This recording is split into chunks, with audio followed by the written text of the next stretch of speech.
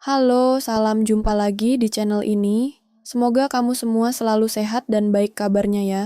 Oh iya, nama saya Nina dan salah satu dari hobi saya adalah membaca buku. Kemudian dari beberapa tema yang menarik yang saya temukan dari hobi saya tersebut, saya ingin menceritakannya kembali kepada teman-teman semua. Kali ini saya ingin membawakan sebuah cerita pendek yang berjudul Di Persimpangan Hati. Mari kita mulai. Semoga cerita ini bisa membuat teman-teman menjadi lebih bersemangat dalam menjalani aktivitas dan kegiatan di hari ini, amin.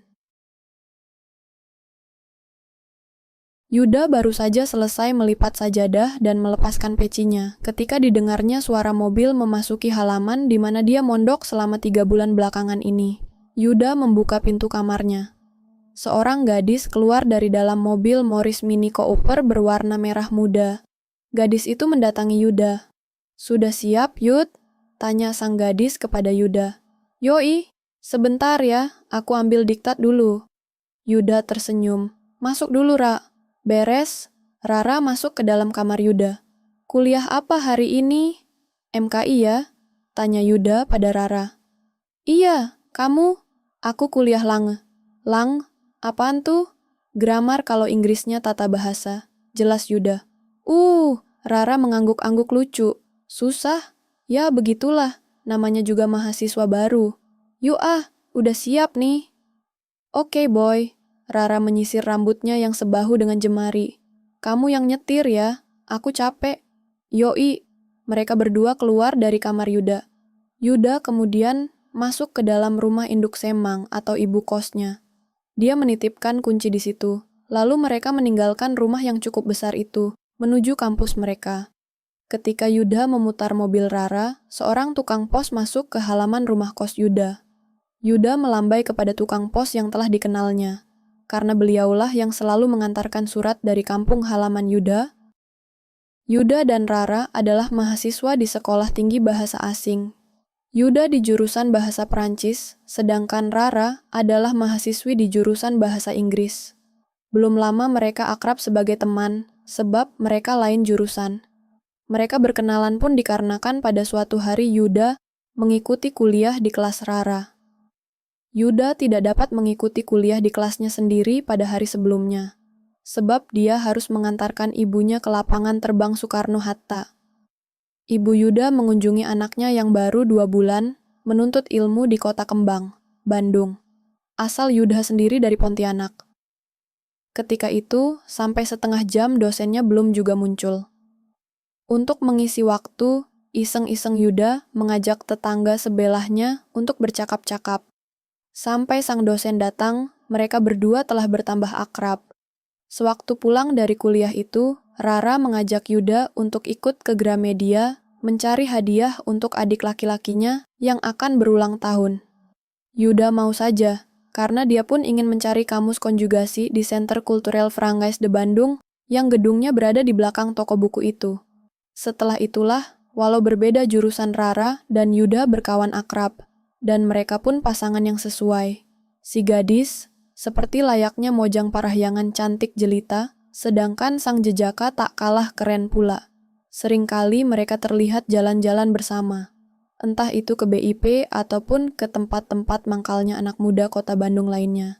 Terkadang mereka makan di Wendy's Dago atau di Tizi.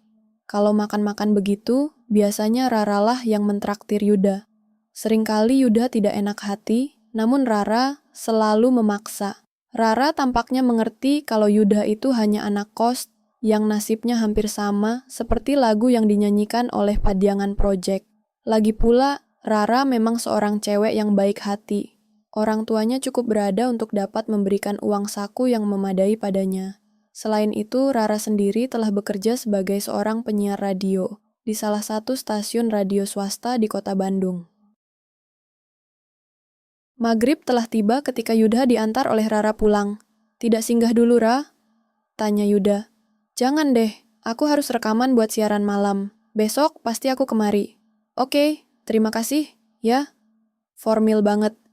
Aku pulang deh. Au revoir," ujar Rara. "Au revoir," balas Yuda dalam bahasa Perancis pula. Bergaul dengan Yuda, sedikit-sedikit Rara ikut belajar bahasanya Alain Prost dan Jean-Pierre Papin itu. Rara pergi diiringi pandangan Yuda. Lantas Yuda kembali ke kamarnya, mengambil wudhu dan sholat maghrib. Yuda menyadari bahwa apabila jauh dari sanak keluarga di rantau ini, pegangan satu-satunya adalah dia yang di atas sana. Jadi Yuda beribadah lebih taat dibandingkan dengan saat dia asih di kampung halamannya. Yuda tengah berdoa ketika sebuah ketukan mengusik kupingnya. Ya? Yuda menghentikan doanya. Om, ada telepon untuk Om. Kiranya, yang mengetuk kamar Yuda adalah anak ibu kos yang paling kecil, Mia. Baru kelas 4 SD. Oh, terima kasih. Sebentar, saya ke sana. Besok-besok panggil saya kakak saja ya. Kan sudah dibilangin. Iya, Om. Kak. Mia tersenyum malu. Habis suka lupa sih, Kak. Ya, sudah. Sekarang diingat ya. Saya kan belum tua-tua banget. Yuda tidak menyalahkan Mia, karena anak-anak kos yang lain biasanya dipanggil Om oleh Mia. Tapi mereka semua memang lebih senior dan lebih tua dari Yuda. Bahkan ada pula yang telah bekerja. Yuda segera menuju ruang tamu rumah induk. Diraihnya telepon di atas meja kecil di sudut ruangan. Halo? Yuda? Ya, saya. Rara? Di mana, Ra? Biasa, kan aku siaran. Ada apa? Kangen. Kamu. Gini, aku dapat jatah nih. Ada peragaan busana di Studio East. Mau nemenin nggak? Kapan? Malam ini. Wah, gimana ya? Aku agak alergi tuh dengan yang gitu-gitu. Sayang dong, tiketnya. Bener deh, Ra. Aku nggak betah dengan acara kayak gitu. Kalau lain mungkin aku mau. Ya, terdengar suara Rara kecewa. Sorry deh, Ra. Yuda mencoba membujuk. Nggak apa-apa deh.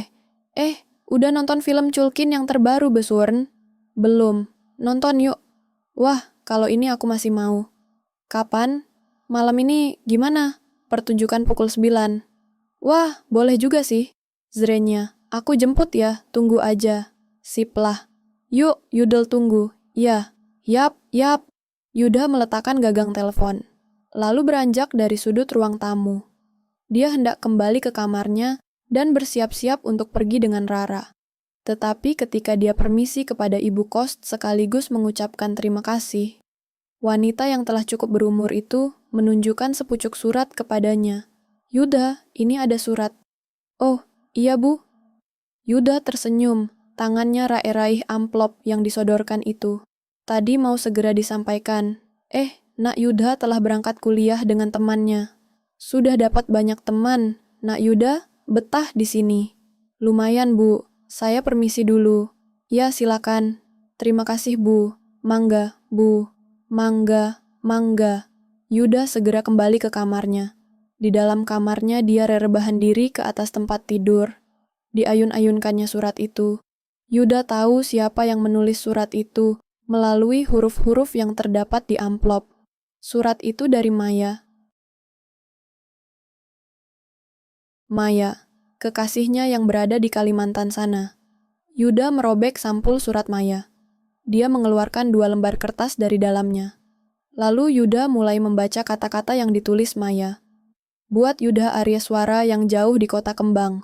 Hei. Maya sampaikan rasa rindu Maya kepada Yuda. Gila Yud, baru 4 bulan ditinggal kamu. Rasanya sudah berabad-abad banget. Yud, kamu kangen gak sama aku? Mesti lo Yud, aku gak mau kau sampai kecantol mojang parahyangan. Kan, gini-gini juga pacarmu ini gak kalah cakep sama mereka. Ya kan? Ya. Pokoknya aku gak rela kalau kamu nyerong. Tapi, aku percaya kamu tidak akan menduakan hatimu, juga cintamu. Yuda yang terkasih, Maya mau cerita sama kamu. Masih ingat sama Bram? Yang rumahnya di dekat rumahku, yang pernah naksir aku. Hihihi. Kemarin-kemarin, waktu kamu masih di Pontianakan, dia nggak berani ke rumah. Udah kalah saing sih. Nah, akhir-akhir ini dia jadi sering ke rumah. Bukan Maya yang undang loh. Kebetulan saja kuliah kami sama. Sama-sama di ekonomi Untan kan. Alasan dia datang ya minjem bukulah, belajarlah, nanya ini itulah. Pokoknya sering aja. Maya kan gak bisa ngusir orang begitu saja. Dia punya alasan yang tepat. Tapi, Lihat tingkah dia, aku jadi ingat sama kamu. Waktu dulu tuh, waktu mendekati aku. Hihihihi, malu tuh, makanya aku jadi tak enak. Dia baik sekali, Yud. Mengerjakan tugas-tugas untukku walaupun aku menolak untuk dibantunya. Pernah ya, ada tugas ekonomi, baru diberikan hari ini, besoknya dia sudah kasih printout lengkap dengan nama dan nomor induk Maya segala. Sudah itu, Maya punya teman baru dari Palembang, cowok. Anaknya juga baik dan gak malu-maluin untuk diajak bergaul. Belakangan ini dia sering ngajak Maya pergi-pergi, misalnya nonton. Kamu jangan jealous dulu dong. Maya juga ngerti kok. Makanya Maya selalu tolak ajakannya itu. Tapi, Maya takut gak kuat. Maya takut kehabisan alasan. Yuda ngerti kan kalau kesepian itu bisa sangat menyiksa, bisa membuat kita tak kuat digoda. Makanya Maya sekarang pikir, gimana caranya agar tidak terlalu akrab. Sahabat-sahabatan nanti bisa jadi sahabat, seperti kita dulu. Beberapa kali pergi dengan sahabat, kedua kali pergi masih dengan sahabat, sampai kesekian kali kan sudah dengan sahabat. Yuda yang jauh namun dekat. Aku bukan ingin membuat kau curiga dengan bercerita ini semua. Namun yakinlah, ini karena aku menyayangi kamu dan tidak akan mengkhianati cintamu padaku. Juga, aku ingin kau tahu kalau aku pun menyayangimu sebanyak kamu menyayangiku. Aku percaya kalau kamu pun pastilah menyetujui kata-kataku. Aku percaya, Yud, kalau kamu gak akan menduakan cinta. Jangan, Yud, jangan pernah coba lakukan itu. Jangan sakiti aku. Akhirnya, kurasa telah cukup panjang suratku ini. Aku pergi dulu, Yud. Nanti kukunjungi kau di mimpimu. Salam rindu. Maya Pas. Harap dibalas kalau tidak ingin terjadi the next world war. Hihihi. Yuda melipat kembali surat Maya. Pikirannya melayang kembali teringat kekasihnya yang setia itu. Aku sempat melupakanmu akhir-akhir ini, Mei. Maafkan aku, bisik Yuda dalam hati. Aku mulai tertarik pada Rara. Yuda tidak jadi berganti pakaian. Dia malah berbaring saja di dalam kamarnya, merenung, mengenang Maya, juga Rara. Saat Rara datang, setelah berbasa-basi sesaat dan mengatakan bahwa dia tidak dapat pergi, Yuda berkata, "Ra, aku tak ingin mendustai hati sendiri. Kalau aku lama bergaul dengan kamu, aku khawatir jadi menyukai kamu. Bukan selama ini aku tak menyukaimu, mengharapkan kamu. Padahal, aku telah memiliki seseorang yang teramat dekat di hatiku. Ra, kamu memang cantik dan baik. Itulah yang membuat aku tak yakin akan kuat untuk tidak jatuh cinta padamu. Buktinya, minggu-minggu ini, aku sempat lupa akan Maya, gadisku." Rara menatap Yuda, tersenyum manis. "Yud, kau tidak tahu. Aku pun menyukaimu, Yud. Aku suka teringat padamu, rindu padamu. Sungguh," ujar Rara. Hati Rara senang kalau ternyata Yuda pun merasakan hal yang sama. Sunyi di kamar Yuda. Sepasang remaja itu berdiam diri. Yuda terperangah akan pengakuan Rara. Tawaran dari Rara cukup membuat hatinya ragu. Di banyak hal Rara memiliki banyak kelebihan dari Maya. Dari penampilan, pergaulan, dan juga dari materi. Yuda merasa gamang, apalagi Maya jauh dari pandang. Setelah beberapa saat, suara Yuda memecah sunyi. "Rara, janganlah, kita berteman saja." "Maafkan aku, Ra. Aku tak dapat begitu saja menerima tawaran manismu. Aku tak dapat begitu saja meninggalkan Maya. Dan aku pun yakin gadis seperti engkau akan dapat dengan mudah mencari pria yang lebih baik daripada aku." Rara tertunduk. "Kamu marah, Ra? Maafkan aku." "Tidak, aku hanya malu mengharapkan kekasih gadis lain." Sebaiknya aku pulang saja," kata Rara. "Maaf ya, Ra, kita nggak jadi pergi. Aku banyak tugas." "Benar." Tidak apa-apa. Yuk, Yud, aku pulang." Rara membalikkan badan. "Ra, tunggu." Yuda menahannya. Rara kembali memutar tubuh. "Jangan berubah ya, Ra. Jangan membenciku. Kita tetap berteman kan?" "Pasti, Yud, pasti." Rara melangkah menuju mobilnya.